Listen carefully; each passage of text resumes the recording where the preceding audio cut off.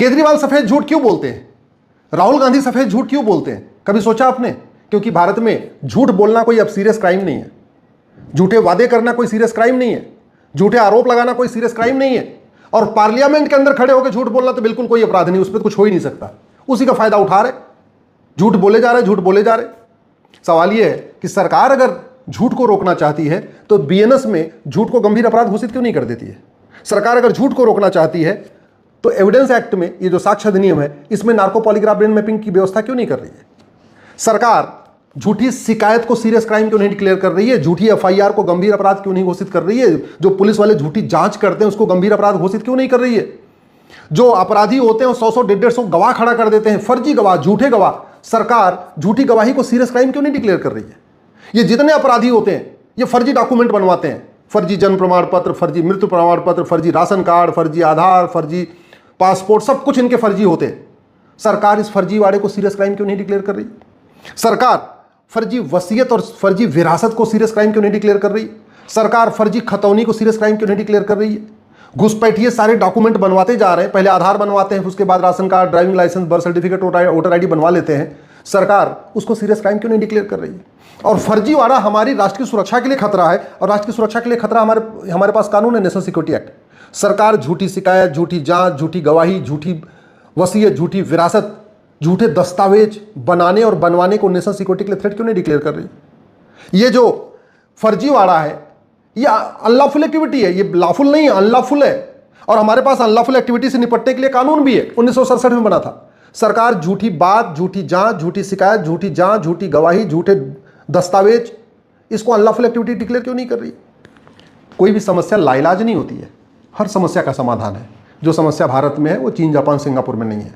भारत में समस्या इसलिए खत्म नहीं हो रही है क्योंकि यहाँ सरकारें बदल रही हैं, यहाँ सांसद, विधायक, मंत्री बदल रहे हैं, यहाँ मुख्यमंत्री तो बदल रहे हैं, यहाँ जज बदल रहे हैं, कलेक्टर, कप्तान बदल रहे हैं, सब बदल रहे हैं, लेकिन नियम कानून वही 1967 में जो अनलॉफुल एक्टिविटी एक्ट बना था वही चल रहा है। 1980 में जो नेशनल सिक्योरिटी एक्ट बना वही चल रहा है। आधार एक्ट 2016 में हमने बनाया और आंख बंद करके बनाया, इसमें हमने विदेशियों को भी आधार बनवाने की परमिशन दे दिया। नतीजा ये हुआ सारे पाकिस्तानी, अफगानिस्तानी, रोहिंग्या, बांग्लादेशी आंख बंद करके आधार बनवाते चले जा रहे हैं। और जब उनके पास एक डॉक्यूमेंट हो जाता है तो उसी से दिखा के दूसरा, उसी से फिर तीसरा, फिर चौथा, फिर पांचवा, फिर 10 से 12 हज़ार रुपये में 4-5 डॉक्यूमेंट बनवा लेते हैं। ये कानून कौन बदलेगा?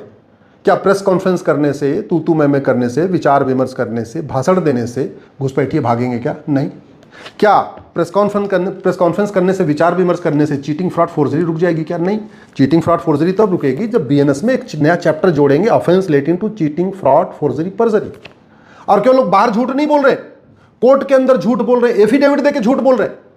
क्यों? क्योंकि परजरी भी सीरियस क्राइम नहीं।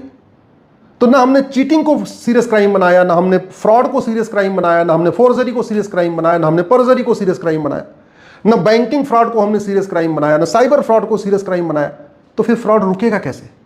जब हमने झूठ को ही गंभीर अपराध घोषित नहीं किया तब तो केजरीवाल को जो बोलना है बोलेंगे, राहुल गांधी को जो बोलना है बोलेंगे, जो आरोप लगाना होगा आरोप लगाएंगे, कोई जो बातें नहीं लिखी होगी वो भी बोली जाएंगी। कौन, जब अपराध है ही नहीं झूठ बोलना, फिर तो आप कुछ भी बोल लो, फिर तो आप मनुस्मृति के बारे में कुछ भी बोल लो, वेदों के बारे में कुछ भी बोल लो, उपनिषदों के बारे में कुछ भी बोल लो। जब झूठ बोलना तो फ्रीडम ऑफ स्पीच बना हुआ है।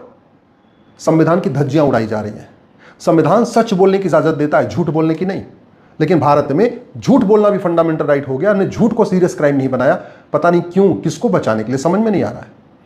अगर इस देश को बचाना है तो सबसे पहले कानून बदलना पड़ेगा। और सबसे बड़ी बात ये, फर्जी शिकायत, फर्जी जांच, फर्जी गवाही और तारीख पे तारीख के कारण 2 लाख लोग आत्महत्या कर ले रहे हैं। ये रुक सकता है, ये सुसाइड रुक सकता है, आत्महत्या रुक सकती है, और सारे मुकदमों का फैसला 1 साल में हो सकता है। बस सरकार केवल इतना कर दे कि झूठी शिकायत करने, अगर शिकायत झूठी सिद्ध हुई तो 10 साल सजा होगी। अगर एफआईआर झूठी पाई गई 10 साल सजा होगी। अगर जांच करने वाले ने झूठी जांच किया, पुलिस वाले ने, उसको 10 साल सजा होगी। अगर किसी ने झूठी गवाही दिया उसको भी 10 साल सजा होगी।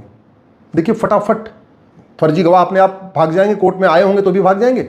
जांच करने वाला फर्जी जांच नहीं करेगा, शिकायत करने वाला फर्जी शिकायत नहीं करेगा, एफआईआर फर्जी होगी नहीं, और कोई फर्जी दस्तावेज लाएगा नहीं, सारी समस्या खत्म। अभी तो फर्जीवाड़ा, थाना भी फर्जीवाड़े का सेंटर बना हुआ है, तहसील भी फर्जीवाड़े का सेंटर बना हुआ है। इसलिए फर्जीवाड़ा रुक नहीं रहा है। जानते हैं क्यों? क्योंकि सरकारें बदली हैं, संसद बदल गई, नई संसद बन गई, लेकिन कानून पुराने चल रहे हैं।